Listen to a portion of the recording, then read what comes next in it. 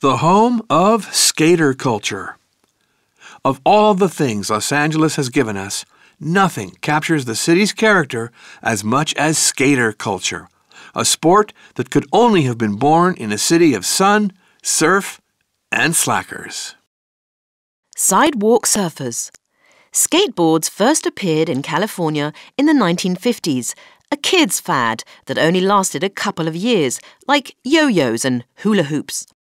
But in 1973, in a tough area of Los Angeles called Dogtown, skateboards took off again thanks to a group of young surfers called the Z-Boys, although one of the best was a girl. Because the waves were only good for surfing in the morning, the group started sidewalk surfing with skateboards in the afternoons. And thanks to the invention of polyurethane wheels that gripped the pavement, they could skate with the same grace and style as they surfed. A new sport was born. Z-Boy skater style. The Z-Boys took their name from Dogtown's Zephyr Surf Shop, where they hung out. Zephyr surfboards were decorated with graffiti art that recalled the walls of local streets, so the Z-Boys decorated their skateboards in the same way.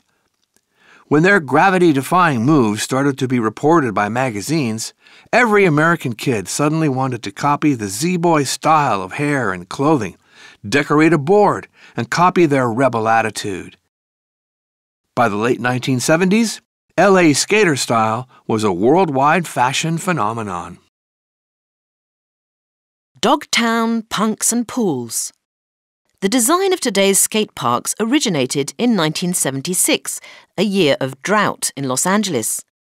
As water use was restricted, private swimming pools began to dry out, and the Z-Boys of Dogtown discovered a new thrill: skating in a pool. Each pool was different, presenting them with unique challenges. Indeed, so exciting was this new art form that the Z-Boys constantly hunted for pools, even pumping the water out of them if necessary. Of course, this often involved trespassing, and the police could arrive at any minute. Skating was now the punk rock of sports. Olympic sport.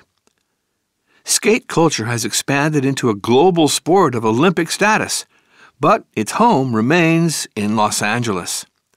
This is where serious skaters come from all over the world to practice what many of them still consider to be more of an art than a sport. Much of Dogtown has gentrified since the 1970s and 1980s, and skaters generally use custom-built parks, such as this one in Venice Beach, rather than launching guerrilla attacks on pools and urban architecture.